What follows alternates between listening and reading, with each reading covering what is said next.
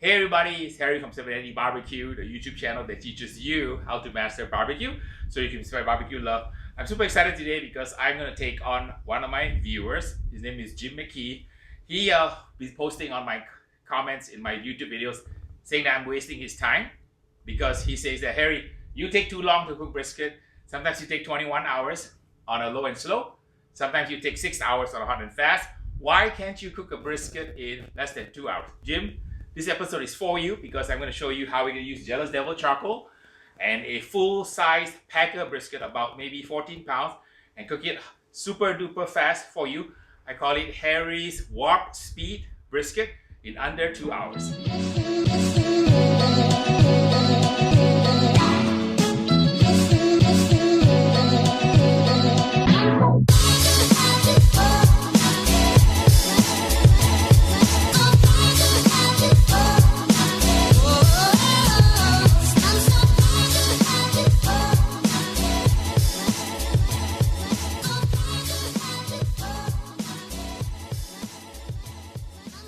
To make our 1 hour and 50 minute under 2 hour brisket work is we gotta use a few tricks. Number one, I'm going to make a hot brine injection first. We're gonna smoke it in the pit at 400 degrees Fahrenheit, get somewhat of a crust, and then we're gonna sear the brisket, and then after that we're gonna cook it in the Instapot. So it's a 4-phase process to meet Jim's request to cook a brisket in under 2 hours. So the first thing I'm going to do is let me explain to you what this is. This is kombu seaweed, and if you can see the white dust here, see the white dust here? Can you see that white dust?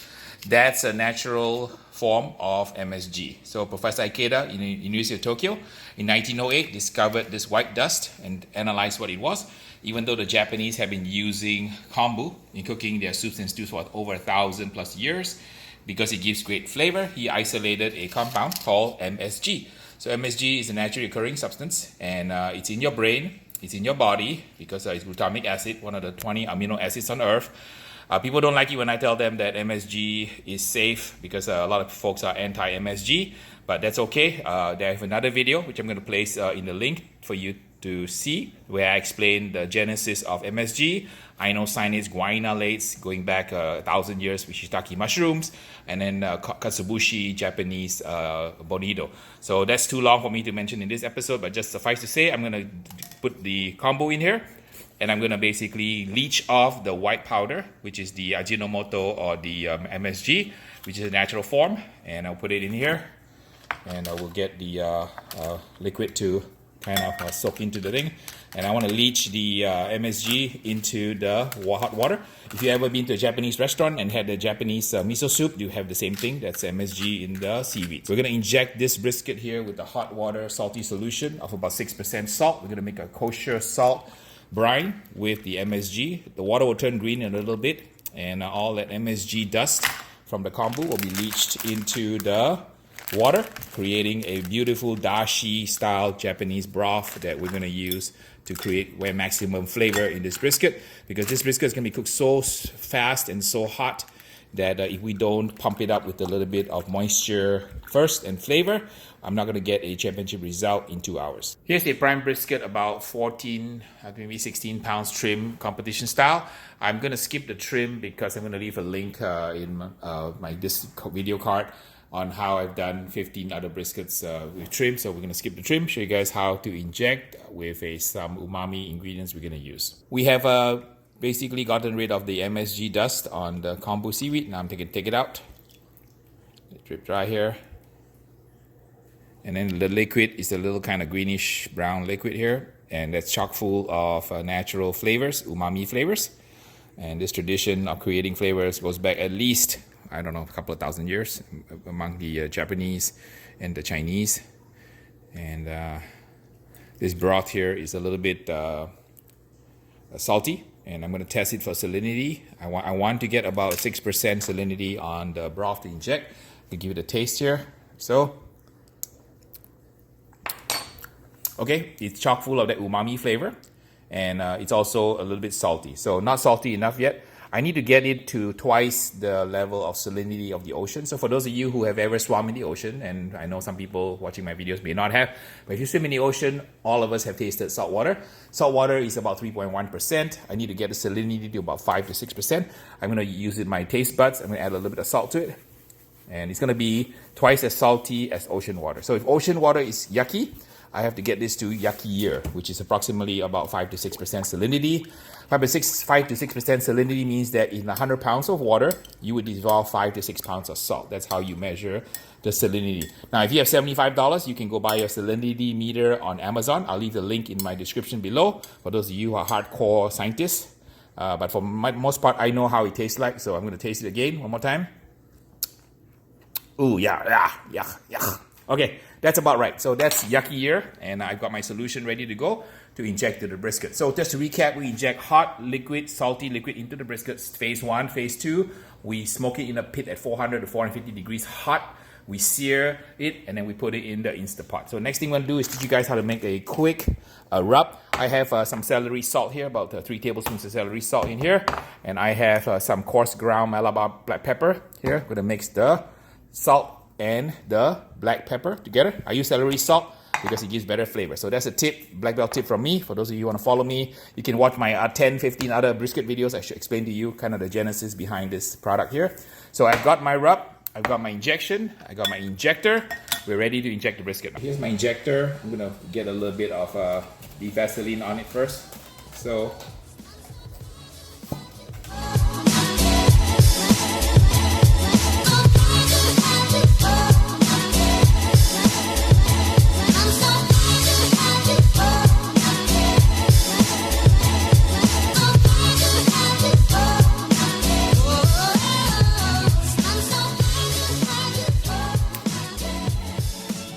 injection completed. Now we're going to apply our celery seed and black pepper rub.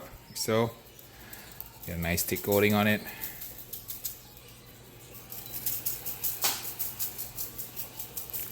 And then once the layer beneath becomes opaque, you start pat it down. When we put the lid on the kettle, we got to make sure that the vents are open and the holes for the damper are right in the middle of the 2 wings, the left and the right wing right here.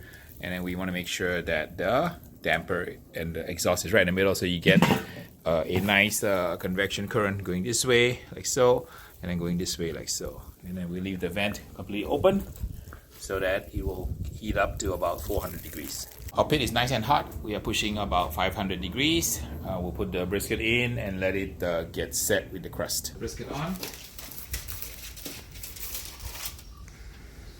I'm going to put it right in the middle, and the piece of wood is the trick I always show my viewers to keep the brisket propped up so it has a nice shape. So, and it's super hot at 500 degrees, and we should be able to get this thing going a little bit. I'm going to put another piece of wood underneath the point also because I want the point not to pull. Okay, good. Thank you. We've stabilized down from 500 down to 400, and the brisket is cooking well. Nice smoke coming out, and we're ready to leave it in for about 1 hour to get a crust. So this is stage 2 of cooking. Stage 1 is the hot, salty, umami kombu injection.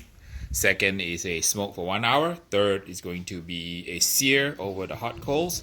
And then the fourth is going to be Instapot for about 50 minutes. We'll be able to cook this brisket packer, full size 14-15 pounder, in less than 2 hours.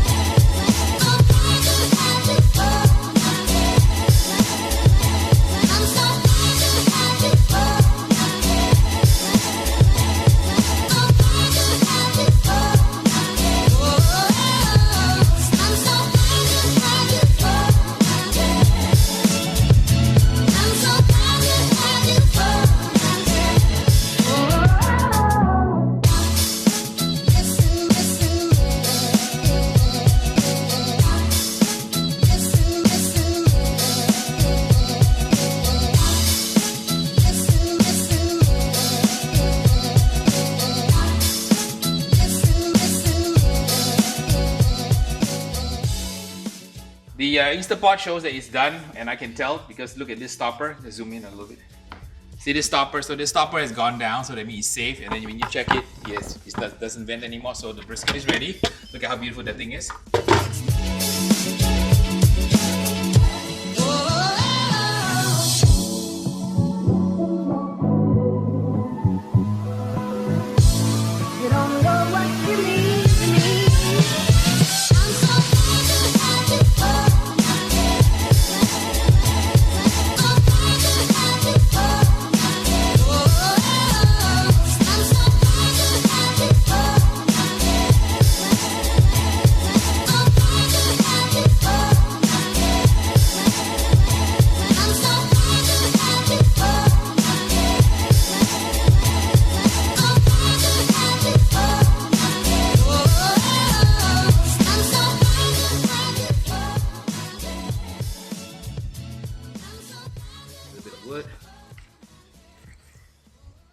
And it's very tender, and it's burning I'm burning my hands. It's hot. All right, there you go. So now, taste test. It's salty, not very smoky, quite tender. Of course, not as good as a regular brisket, but perfectly edible. So the point is a success. Let me try the flat. Drape it over. Not so well done. And pull it. Okay, pulls okay. Hot, hot. I'm getting the umami flavor from the kombu seaweed. It's nice and salty on the inside. So overall, pretty decent considering this entire 15-pound brisket was cooked in about 2 hours. So this is a success. So Jim McGee, if you're watching this video, I'm doing it for you. You said it could not be done, 2-hour brisket. I've shown you. This is Harry's Warp Speed brisket. Please like, subscribe, and share, and we're gonna throw you guys a lot more crazy episodes coming up.